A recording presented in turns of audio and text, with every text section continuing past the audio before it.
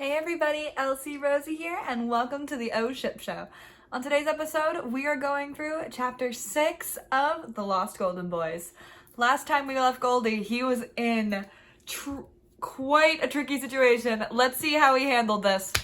Alright guys, let's dive in. Previously, with the Lost Golden Boys. He felt an icy hand slide against his cheek, with claws dragging against his fur. Before Golden's eyes, the fog began to spin around and around, and emerging from that chaos was Purple. He was floating, his head tilted to the side, his feet rising up to the ceiling. But he's never coming back, Purple purred.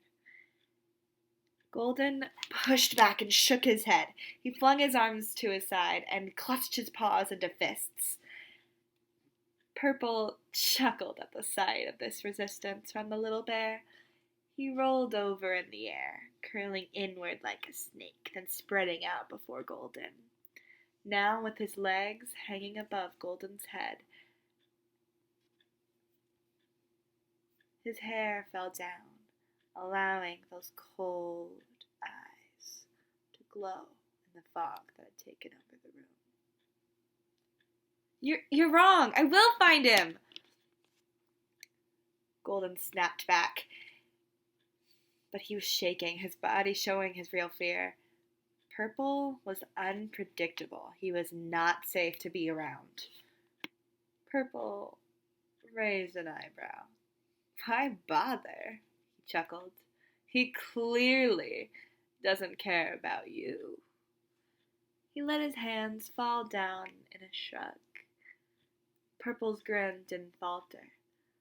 The fog had begun to spin around the two of them, inching closer and closer, the colors moving in.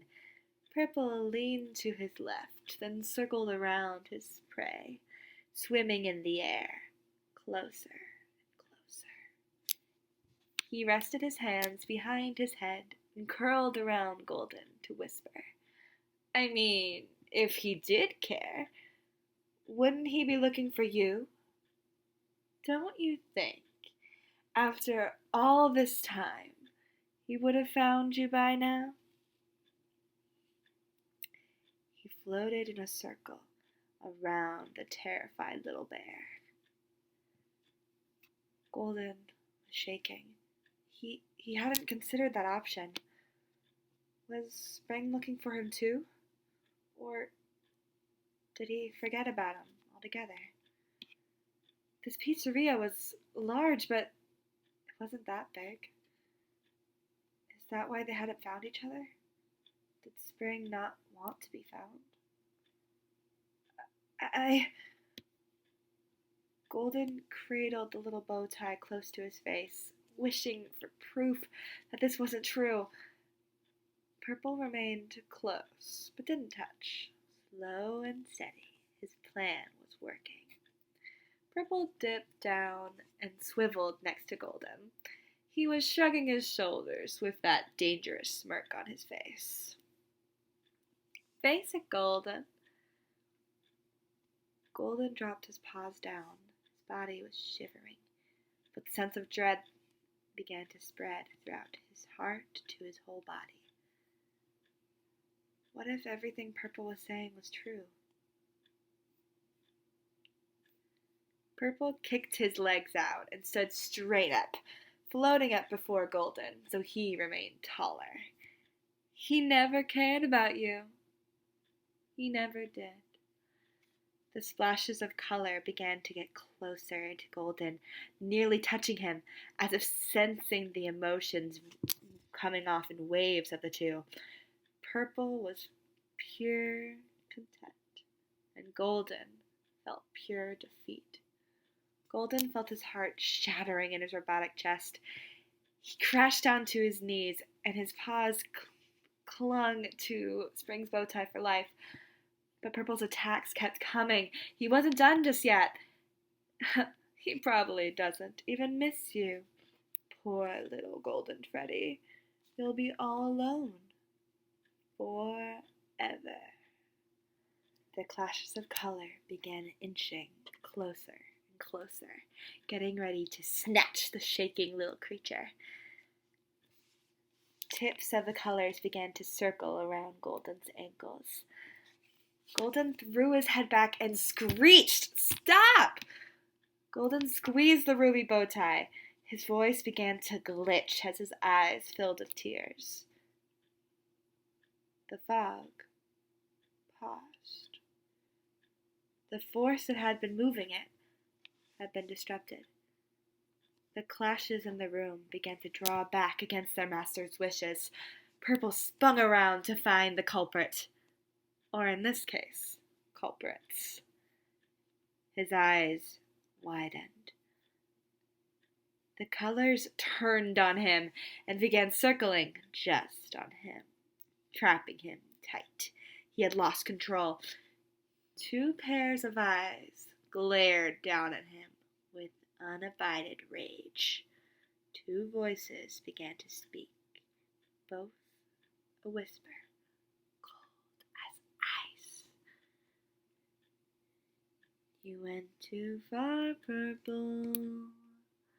You'll regret ever speaking to our Goldie. Purple froze in his spot. Oh, shit. But before Purple could even raise his hands in defense, his colorful fog was interrupted and then dragged away, sucking into a dark red tube. It caught Purple by his ankles and dragged him deep into the makeshift ghost catcher, along with the rest of his powers that had trapped Golden. He screamed, "No!" And then he vanished. As the dust settled, the curtains flapped open and the dark fog was sucked away. Where Purple once stood, now stood Golden's saviors. Both had fur that was purple and black, but it had switched between the two. The one who was holding the head of the vacuum had fur that was close to an eggplant purple, with the insides of his ears and stomach being a jet black. He gave Purple's new prison a little shake. We told you to leave Goldie all alone. The shadow's voice had a musical tone behind it.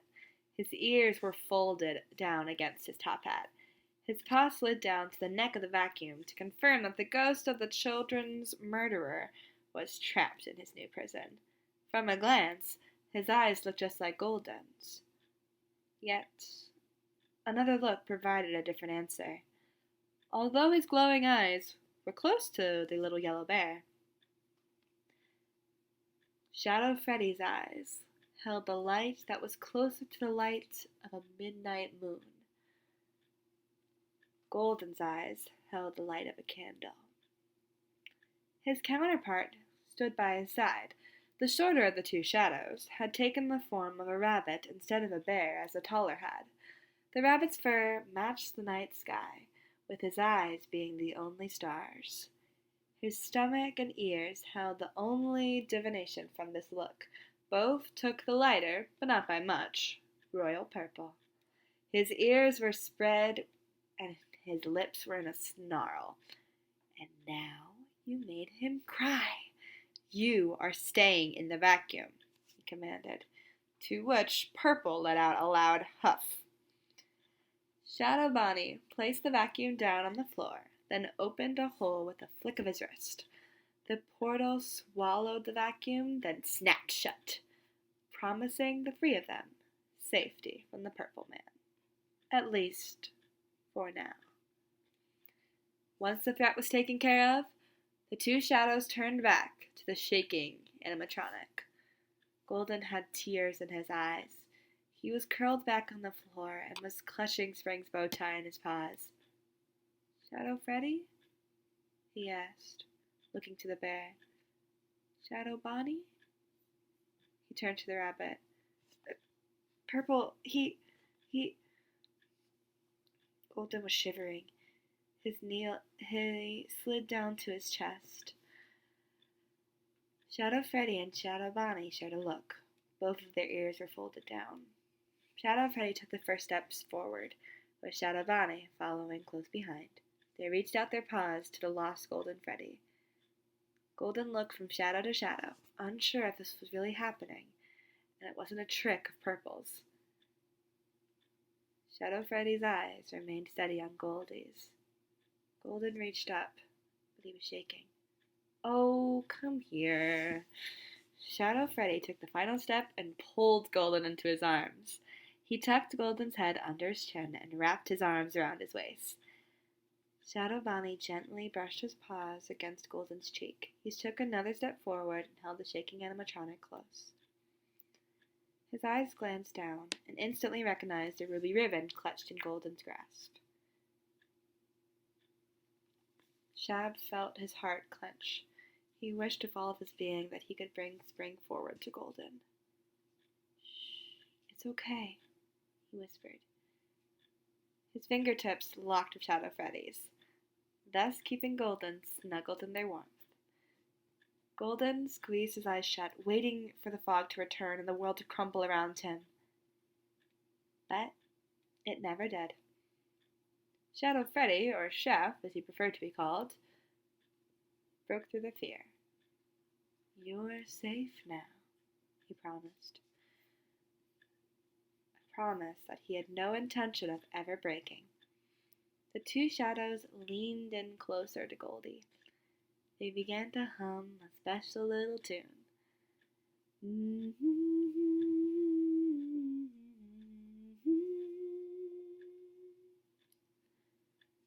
Being gently squeezed by two of his loved ones and hearing this faint lullaby allowed his heart to relax. Golden's tears dried, and his paws brushed against Spring's ribbon. Golden ended up humming along with his two friends, finding himself at peace once again. He opened his eyes and looked from shadow to shadow. He was smiling sheepishly up at them, feeling a bit embarrassed for how he had let his emotions take over. He would be forever grateful for having these two in his life. "Go get your hat, Goldie." Shadow Freddy nuzzled into the top of Golden's head. He gave him a soft squeeze. Shadow Bonnie's eyes fluttered open, his gaze meeting Golden's. "We'll make you some pizza," he hummed. He knew being anxious and having to deal with that kind of monster could result in quite an appetite.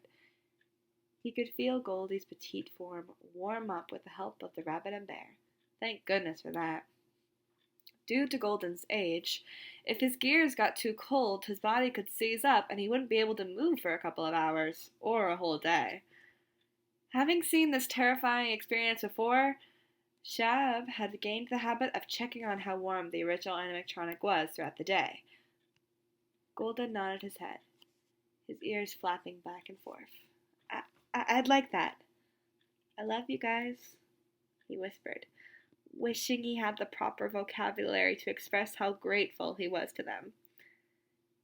The two seemed to get the message, using their special party trick to speak at the same time.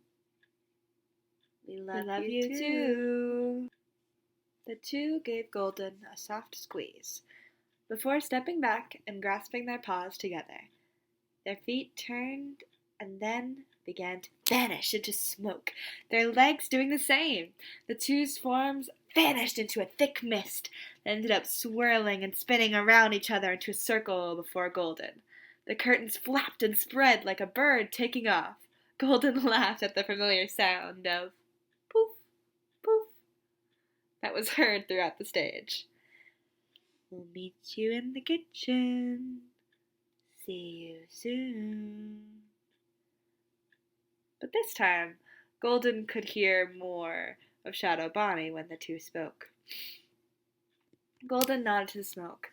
The eerie cloud swirled and swirled, getting smaller and smaller, until, with a soft pop, they were gone. Golden was the only one who had remained at his old stage. Golden brushed back his hair. He felt his puffy ears perk back a bit. Honestly, pizza sounded amazing right now. Hopefully they would make it with extra cheese. But first, his hat. His hat. Oh no. Now where did my hat go? Golden placed his paw under his chin and glanced around the stage. Due to all the smoke and mystic shenanigans, his hat must have rolled off the stage, because now it was nowhere in sight. Golden did a final sweep of the room, with no luck of seeing his unlucky top hat. Golden gently shook his head back and forth, and spun on his heels, and placed his paws down on the curtains. He parted the curtains and poked his head outside. Huh? He glanced around the old party room. Not much had changed since he was on the stage. How long was he back there? That'll be a problem for another day. The tables were folded back, but not much had changed. They had been there earlier. But from this higher angle, he could get a better view of the room as a whole. Getting this different angle allowed him to see his top hat next to a wall that earlier he hadn't quite noticed. There you are, he called to his navy top hat, which had somehow landed quite far away from where Golden had seen it earlier. Golden, look up! Golden! Literally, we will explore more of what Golden is missing. First of all, thank goodness he's okay. Second of all, Golden, look up. You precious, adorable baby boy. Look up. Well, hey guys, we'll tune in next time to see you all on the O Ship Show. Bye!